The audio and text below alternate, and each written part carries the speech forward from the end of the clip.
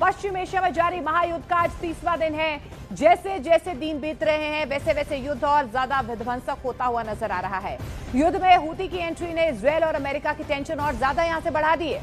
Houthi विद्रोहियों ने Israel पर मिसाइलें दागकर अपने मंसूबे साफ कर दिए हैं, जिसके बीच अमेरिका ने बड़ा फैसला लेते हुए अपने युद्धपोत यूएसएस त्रिपोली को पश्चिम एशिया में तैनात कर दिया है।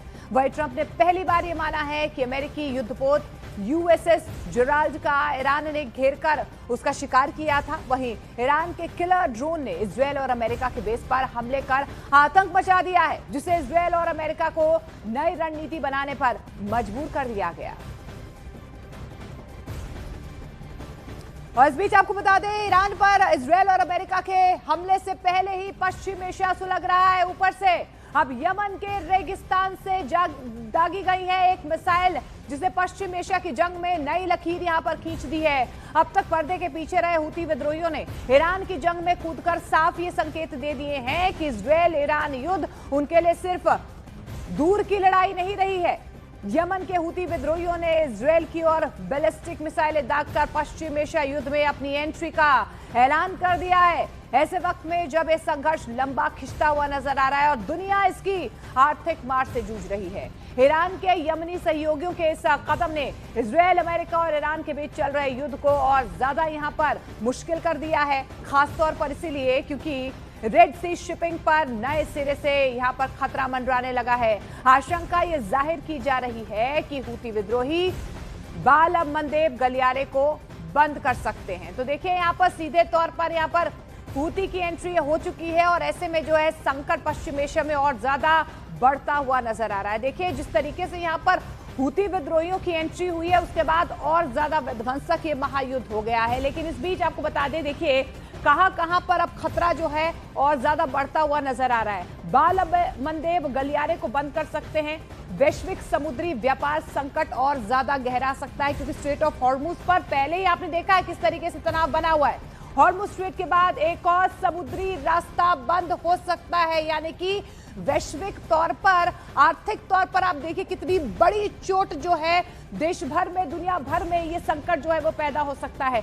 कच्चा तेल और गैस सप्लाई पूरी तरह से बंद हो सकती है। लाल सागर के तटीय क्षेत्र पर हूती का नियंत्रण है और ऐसे में संकट और ज्यादा यहां से बढ़ सकता है। 2023-25 के बीच 100 से ज्यादा व्यापारी जहाजों पर हमले कर चुका है हूती, और ऐसे में देखिए अगर इस तरीके से स्थितियां बनती हैं तो उसके बाद और ज्यादा कहीं ना कहीं यहाँ पर संकट जो है बढ़ता हुआ यहाँ नजर आ रहा है। लेकिन वर्तमान में हूती विद्रोही पश्चिम एशिया के सबसे शक्तिशाली और खतरनाक आर्म्ड ग्रुप में से एक हैं। वो इजरायल, अमेरिका के खिलाफ ईरान के साथ युद्ध में सीधे शामिल होने की धमकी भी दे चुका है।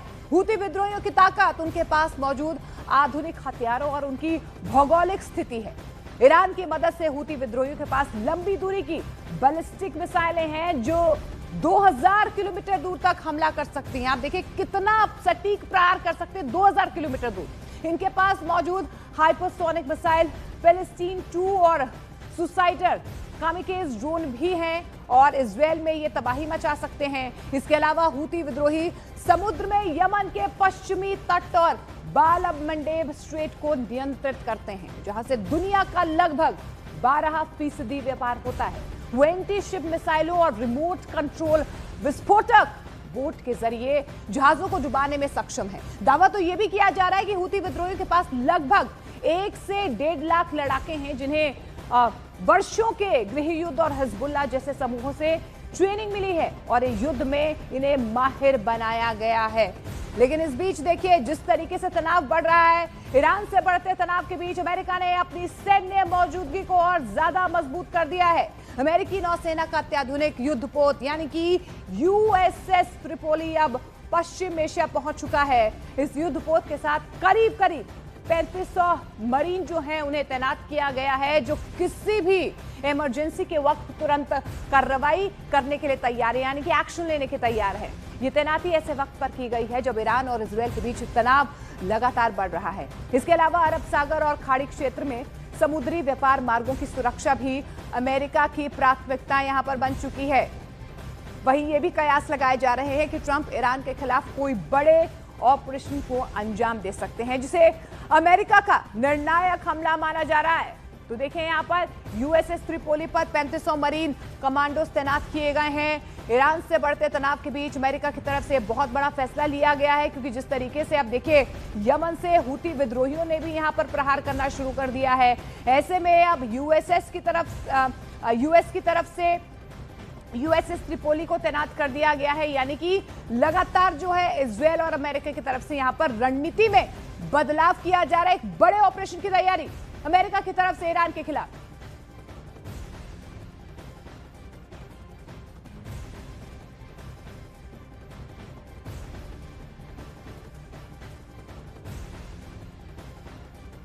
और देखिए जंग में यूएसएस त्रिपोली 3500 मरीन यहां पर तैनात किए गए हैं। बड़े ऑपरेशन की तैयारी की जा रही है, लेकिन यूएसएस त्रिपोली की तैनाती इस जंग की दशा और दिशा बदल सकती है, क्योंकि ये सिर्फ एक युद्धपोत नहीं है, बल्कि एक चलता फिरता आर्मी बेस है।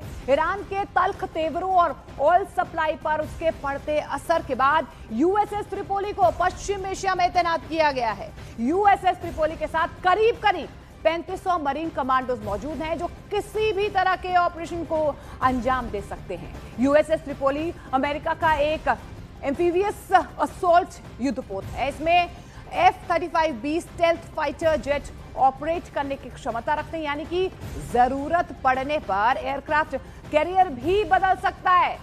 इसकी सबसे बड़ी ताकत यह है कि ये सैनिक हेलीकॉप्टर और हथियार सभी को एक साथ लेकर चलता है और समुद्र से सीधे किसी भी तट पर अपने सैनिक यहां पर उतार सकता है। तो देखिए कि कितनी ताकत इसमें है। लेकिन जब जेराल्ड और लिंकन जैसी ताकत पहले से मौजूद है, तो फिर त्रिपोली की जरूरत यहां पर क्यों आन पड़ी? इसको समझने के लिए तीनों की ताकत को आपको जानना होगा। देखिए तीनों जहाज के बारे में विस्तार से भी आपको बता देते हैं। देखिए यूएसएस जेराल्ड आफोर्ड एक आधुनिक एयरक्राफ्ट कैरियर है, जबकि यूएसएस अब्राहम लिंकन भी इसी की तरह निमित्ज क्लास एयरक्राफ्ट कैरियर है। लेकिन यूएसएस त्रिपोली इनसे अलग एक एम्फीबियस असॉल्ट शिप है। यूएसएस जेराल्ड आफोर्ड समंदर से दुश्मन पर बड़े हवाई हमले कर सकता है और लिंकन भी फाइटर जेट ऑपरेशन को अंजाम दे सकता है, जबकि यूएसएस त्रिपोली मरीन सैनिक ऑपरेशन में मददगार है।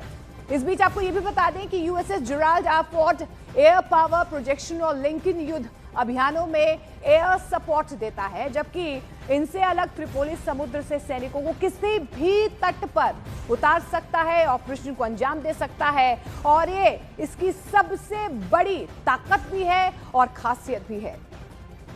यूएसएस जेराल्ड आफोर्ड खुले समुद्र में कहीं से भी एयर स्ट्राइक कर सकता है। यूएसएस अब्राहम लिंकन दुश्मन को समंदर से एयर कंट्रोल कर सकता है, लेकिन त्रिपोली किसी भी तट के नजदीक ऑपरेशन को अंजाम दे सकता है। यूएसएस जेराल्ड आफोर्ड दुश्मन की हवाई घेराबंदी करता है और इसी की तरह यूएसएस अब्राहम लिंकन लंबी दूरी की एयर स्ट्राइक को आसानी से अंजाम दे सकता है। लेकिन त्रिपोली के पास ताकत है कि वो अमेरिका के लिए जमीन पर सीधी कार्रवाई में बड़ा हथियार बन सकता है।